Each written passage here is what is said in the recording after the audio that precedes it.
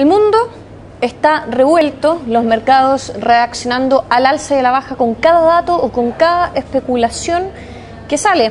Por ejemplo, este viernes tuvimos buenas noticias provenientes desde Estados Unidos, ha caído el desempleo, pero en Europa todavía hay temores respecto de cuán profunda es la crisis fiscal, vienen vencimientos importantes y por lo tanto, a pesar de que tenemos buenas cifras concretas provenientes desde la principal economía del mundo, cualquier rumor puede hacer caer a los mercados. Para analizar por qué está pasando eso y cuáles son las expectativas, estamos con el director de BlackRock Chile, Axel Christensen. Axel, muchas gracias por estar acá. Muchas gracias a ustedes. Axel, como decíamos, está bastante revuelto el escenario, tenemos noticias, hechos concretos, datos duros desde Estados Unidos. Por ejemplo, este jueves se publicaron también la creación de empleos privados y sin embargo, por un rumor respecto de que los bancos europeos podrían necesitar más capital, las bolsas europeas terminaron cayendo y Estados Unidos no subió lo suficiente, las bolsas americanas no subieron lo suficiente. ¿Cómo podemos explicar eso y qué podríamos ver en los próximos meses? Bueno, efectivamente, como dices tú, hay bastante confusión con respecto a, digamos, cuál va a ser el escenario que finalmente va a predominar en este año que está comenzando. Mucho de lo que estamos viendo hoy día son los mismos problemas, particularmente en Europa, que veíamos durante el 2011. No porque haya empezado un año nuevo, digamos, los problemas se hayan resuelto mágicamente. Vamos a ver, de alguna manera, persistencia en eso. ¿Y por qué tanta, digamos, volatilidad?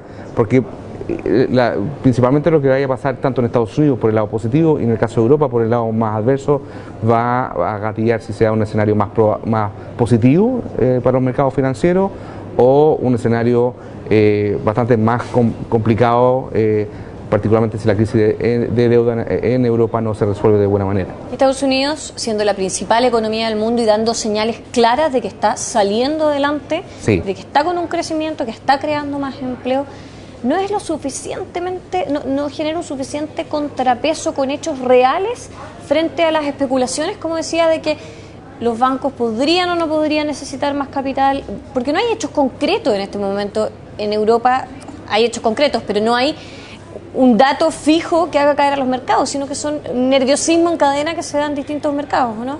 Es una combinación de cosas, efectivamente. En el caso de Estados Unidos las noticias sí son buenas. Desgraciadamente, y a pesar de lo grande que es la economía norteamericana, el crecimiento que está exhibiendo Estados Unidos no es suficientemente grande para que por sí solo sea capaz de alguna manera llevarse al mundo sobre sus espaldas. La buena noticia es que no solamente Estados Unidos está mostrando mejores indicadores, sino que en general las economías emergentes, si bien han moderado algo su crecimiento, siguen creciendo a niveles relativamente altos. Así que ahí hay que ver si en combinación de ambas son capaces de alguna manera contrarrestar otras partes del mundo, particularmente Europa, que están creciendo bastante menos. Pero tu pregunta, efectivamente hay mucho nerviosismo porque hay algunos, digamos, fuentes más duras de datos. El primer semestre está bastante cargado en cuanto a el calendario de refinanciamiento de los países europeos, particularmente Italia y España. Que son los más complicados, de hecho. Son los grandes más complicados. Hay países más pequeños más complicados, si tuviera. Como Grecia y Portugal. Pero eso va a tener un poco en vilo al mercado con respecto a cómo se refinanciaron, si la tasa es adecuada o sostenible en el tiempo o no, si logran. Entonces, nos va a acompañar un poquito ese temor y vamos a ver en qué punto de inflexión, si eventualmente por el lado bueno, que acabamos de decir que respecto a Estados Unidos emergente, se produce una especie de punto de equilibrio hacia un escenario más positivo. Pero estamos resolviendo eso todavía y por eso la volatilidad. Axel, pero hasta el momento estamos con un escenario en que las economías emergentes, particularmente China e India, y también de cierta manera Latinoamérica, estaban tirando un poco el carro del crecimiento del mundo, cuando teníamos al gigante Estados Unidos todavía durmiendo y Europa cayendo en una crisis cada vez más profunda. Ahora tenemos a Estados Unidos saliendo un poco y pudiendo también ayudar a estas economías emergentes. ¿Cuál es el peso relevante que tiene China y cuánto va a primar el factor China en esto? Es muy importante, de hecho, si uno mira incluso con las estimaciones corregidas a la baja respecto al crecimiento económico del 2012, si uno mira el promedio del mundo está más o menos a niveles de crecimiento promedio, por ejemplo, de la década de los 90, incluso un poquito mejor. ¿Y por qué? Porque el peso específico de las economías emergentes ha ido creciendo. Ahora, ¿es suficientemente grande? Yo me atrevo a decir que no todavía. O sea, China, más India, más un Brasil. Y más Estados Unidos ahora. La gran pregunta es ¿cuánto más va a colaborar Estados Unidos?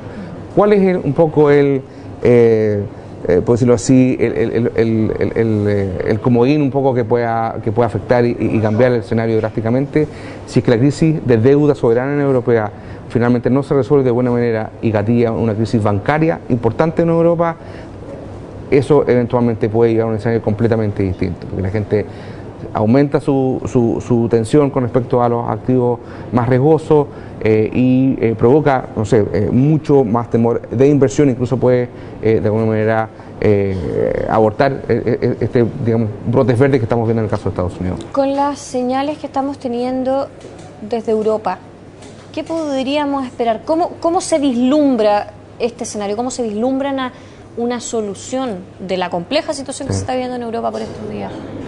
Bueno, yo creo que hay un movimiento a lo largo de los últimos meses de cierta convergencia hacia dónde, de qué manera se iría a dar una solución que tiene que ver con la participación de distintos países. Todavía está por resolverse si solamente son fondos, por decirlo así, fiscales o fondos estatales, si habrán el concurso de otros países fuera de Europa o incluso de privados, para de alguna manera juntar un gran tipo de fondos, si tú quieres, una especie de TARP a la europea, si te acuerdas de lo que pasó en Estados Unidos, y eso poder aplicarlo para finalmente capitalizar los bancos y evitar que, digamos, que se amplifique a través del sistema financiero esta crisis.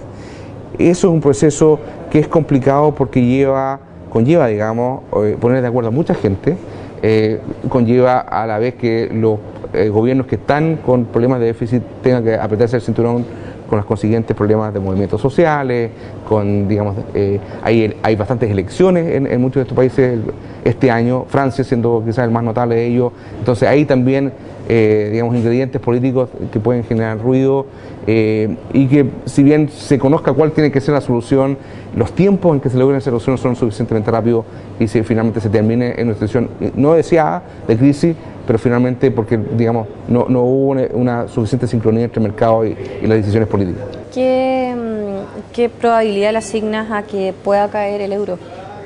De que se pueda desbande romper la zona euro, claro. Que se termine en el fondo. Bueno, es que hay un escenario que es más probable. Nosotros le asignamos un escenario en que la situación de Europa más o menos se resuelve, digamos, ese es nuestro escenario base en BlackRock, estamos asignando, no sé, cerca del 50% de probabilidad. Hay otros escenarios más positivos que este, por eso no te estoy asustando, digamos. El escenario, digamos, súper negativo le estamos asignando una probabilidad cercana al 20%. ¿Y ese súper negativo cuáles son los ingredientes? Significa una desintegración del euro, pero brutal, digamos. En un escenario favorable es posible que algún país más pequeño salga del euro, eso no sería tan traumático, pero una situación más complicada en que se disgrega totalmente la zona de euro sería mucho más complicado de digerir, digamos, y ese escenario, si bien no se puede descartar, le asignamos una probabilidad bastante más baja a escenarios más positivos. En términos bien simples, ¿por qué es tan grave? ¿Qué sería lo tan terrible de que cayera este euro? Hablámoslo en términos bastante coloquiales. ¿Por qué hay tanto miedo de que caiga la zona euro y que el euro se termine como moneda? Hay varias razones. Primero, digamos, porque crea una disrupción bien importante. Te voy a poner el ejemplo de digamos, otra moneda que cayó, entre comillas, que fue en su momento el peso argentino cuando estaba con paridad con respecto al dólar. La diferencia es que en Argentina existía el peso argentino. En Europa no existen otras monedas circulando, entonces tú no puedes llegar y terminar con el euro de un día para otro, tienes que crear otras monedas que lo vayan reemplazando. Y tienes que ser bien cuidadoso, porque si tú te anticipas y vas creando esas monedas, bueno, la gente va a querer quizás votar euro o a lo mejor al revés, tomar más euro. Entonces, la transición en sí mismo es un problema. Van a haber monedas nuevas monedas que se devalúan con respecto a un nuevo euro. Supongamos que queda un euro solamente en los países del norte. Eso significa que muchas de las deudas que tienen las personas en esos países actualmente en euros, crédito hipotecario, por ejemplo, se van a hinchar, digamos, de manera importante. Así que va a causar una disrupción también desde el punto de vista social. Y por último, para los países que están en mejor situación, un eventual fin del euro también puede tener un impacto adverso. En el caso de Alemania, se ha especulado mucho de que si se terminara el euro y se volviera el marco alemán, probablemente el marco alemán se transaría por sobre, no sé, unos 5, sería muy fuerte y afecta su competitividad exportadora. Entonces, hay muchos elementos que te dicen el euro es una buena solución, ha sido una buena solución, ha tenido sus problemas, con respecto a afectar la competitividad de los países periféricos, por ejemplo, y eso ha sido, entre otras cosas, parte del problema, digamos. Pero sería bastante complicado terminar con el euro, sobre todo algo de golpe.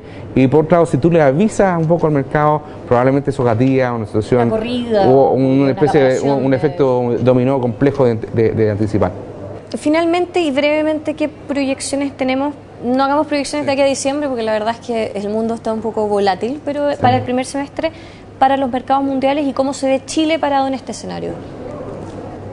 En el caso de los mercados, nosotros anticipamos que probablemente el primer semestre del año va a estar todavía de alguna manera impactado por esta volatilidad. Te mencionaba muchos vencimientos de los países europeos. En el caso de Estados Unidos, probablemente se siga fortaleciendo. No hay que olvidar que el empleo es un indicador de rezago, así que anticipa la recuperación económica, pero hay elecciones también en Estados Unidos, así que hay una componente un poquito más complicada. Pero si se da este escenario más probable, más benigno si tú quieres, eventualmente, en que Estados Unidos y los países emergentes sacan al mundo adelante, el segundo semestre se ve un poco más auspicioso y en ese escenario el mercado chileno debería andar bien, recuperando un poquito el terreno perdido durante el año pasado. Perfecto. Bueno, a la espera entonces, vamos a hablar pronto para ver cómo se van desarrollando estos brotes verdes y es de esperar efectivamente que Estados Unidos pueda, junto con los mercados emergentes, sacar al mundo de este hoyo al que nos sigue llevando Europa. Axel, muchas gracias por esta entrevista. Gracias a ti.